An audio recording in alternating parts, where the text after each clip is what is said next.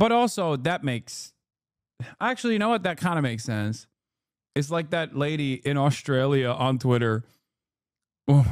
I saw that post from the one woman from Twitter that was like, I'm a 52-year-old Australian woman, and if I had the opportunity, I would join Hamas.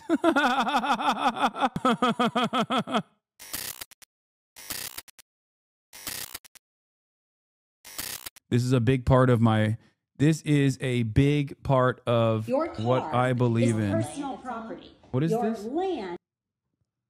China didn't. What the fuck? Blue pilled my lifelong conservative mom in 2017. Now she gives history lessons to my Republican family.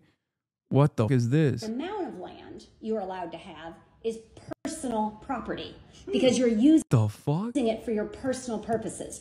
You can own the car. You cannot own the means of production of the car. And their logic is that in a communist society, you have to give to the masses, like you have to contribute something to the community, and you are allowed to work for your own personal use. What you cannot do is benefit off the labor of somebody else. So their argument is, if I'm one person, when I work, I get paid a salary, right? Mm-hmm. But what I cannot do is make 1,000 other people work, and I don't do any work, and I get paid off of all of their labor.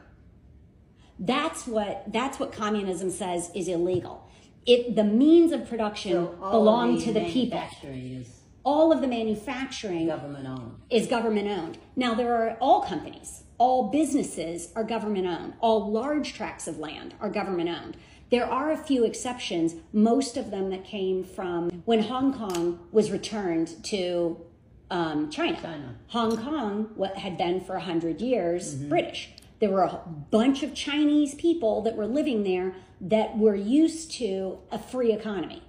And these people are, as you know, very, very wealthy people. They built very big businesses. Well, these Hong Kong billionaires who are used to being free went to Beijing and said, one of two things is going to happen.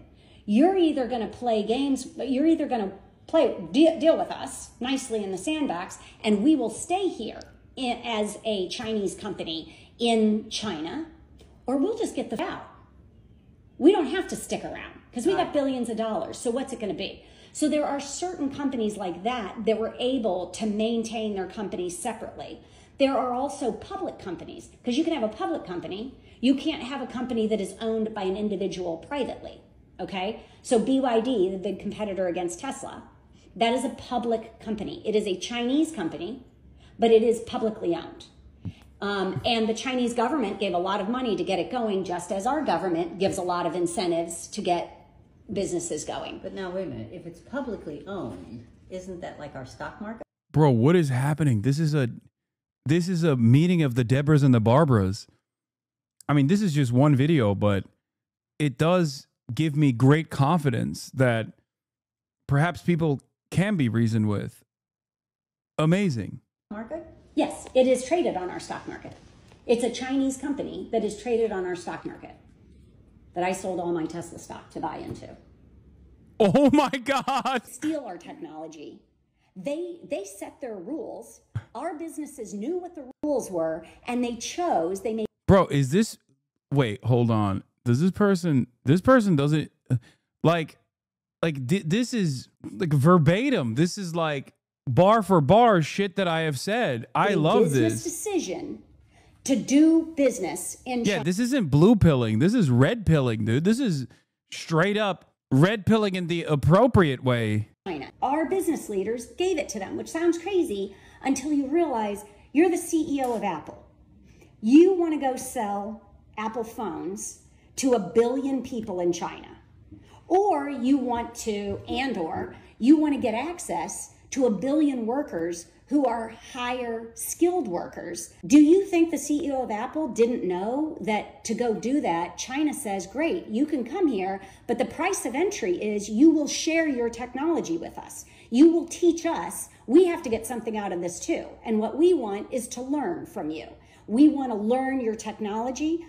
So you have to share your technology, or nobody's forcing them to do business in China. If you don't want them, when you're Apple, that your patents are not going to be respected. But you chose to go build a factory there. Well, then you can't then say, now you stole my technology. So what's happened here is you've got a CEO that either is thinking very short term. Let's say you're Tesla and you're like, okay. A lot of Twitter poll nerds have been saying that for years. If you get the wine moms onto your issue, you'll win that issue, and holy shit. I mean, let's make no mistake. This is just one wine mom, okay? I mean, it starts this way. This is what Mao said when he talked about the spiritual atom bomb, okay, of Maoist thought. This is how it works. This is the real spiritual atom bomb. I'm going to give them all my technology because in the short term, I'm going to have this huge burst of business. My revenues are going to go skyrocketing. You know, I'm going to have this great advantage that makes me as a CEO look great. And not trying to be uncharitable, but the shock that it's Deborah wine mom, soccer mom, etc., as if housewives don't have intelligent conversations about the economy. No, intelligent people that have conversations about the economy can still be completely invested in intelligent people that off economy don't actually have this perspective. This is not about intelligence. This is about perspective. Oftentimes, the intelligent people that are having conversations about the economy, or even the political economy, or even politics in general, are having that within the confines of Western liberal capitalist democracy. Seeing the world outside of that, no matter how intelligent you are, is actually unique. You don't have to be brilliant to see the world outside of that. Okay? It just means that your perspective has grown. It has shifted. My brother says Mao was worse than the Holocaust. What do I even say to that? I don't know. I don't know how. I mean, I'm owned. I'm owned in the marketplace of ideas. That's incredible. The fact that I may be training a competitor that is going to absolutely destroy me in the market 5 years or 10 years from now, well, that's not my problem. I won't be CEO then. I'll let the next guy deal with that. So that's one possibility. And, you know, that's just a business decision. The other possibility is that you're Nike. And if you're Nike, you might say, you know what? Let them make better shoes than us. It doesn't matter because we have the Nike brand. And when somebody goes shopping, they can sit and see two different shoes sitting right next to each other. The shoe A may be better looking and better made, but shoe B says Nike. They're going to pay more money for the Nike because we've got a great brand. So I'm not afraid of, it's not a matter of I'm ignoring the future. I'm not afraid of the future. I will always get out ahead of them because I've got a fantastic brand. Tesla at one time could have said that had Elon not opened his mouth in our government and really destroyed his brand. But my point is, you can't then villainize China and say they're evil because they stole our shit. No, we gave it to them as a business decision in order to gain access to 1 billion consumers or 1 billion Chinese workers. She has to be a HasanAbi headload. This sounds like one of your rants. Well, her daughter is not following me, so China didn't steal. I don't think she is. They're evil because they stole our shit. No, we gave it to them as a business decision. I have a wine aunt who says if she had the choice, she would join Hamas. To be clear, she is white Zimbabwean. That is insane. But also, that makes... Actually, you know what? That kind of makes sense. It's like that lady in Australia on Twitter. I saw that post from the one woman from Twitter that was like, I'm a 52-year-old Australian woman, and if I had the opportunity, I would join Hamas. In order to gain access to 1 billion consumers or 1 billion Chinese workers. This does not sound like a Hasan rant because Hasan uses examples and terms that most chuds can't even comprehend. If he dumbed down his messaging, he'd get more conversions.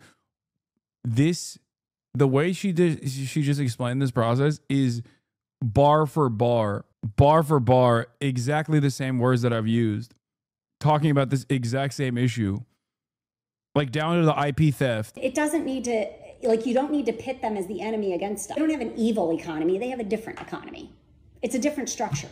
And some would argue it's more fair, and some would argue it's not. And some would argue the exact same thing about a capitalist society where you have billionaires and then you have people in America who literally cannot find food. Just looking at the headline, you know this article is going to be fire. Harvard is an Islamist outpost. For decades, it nurtured resentful leftists, and anti-Semitism united them in a common cause.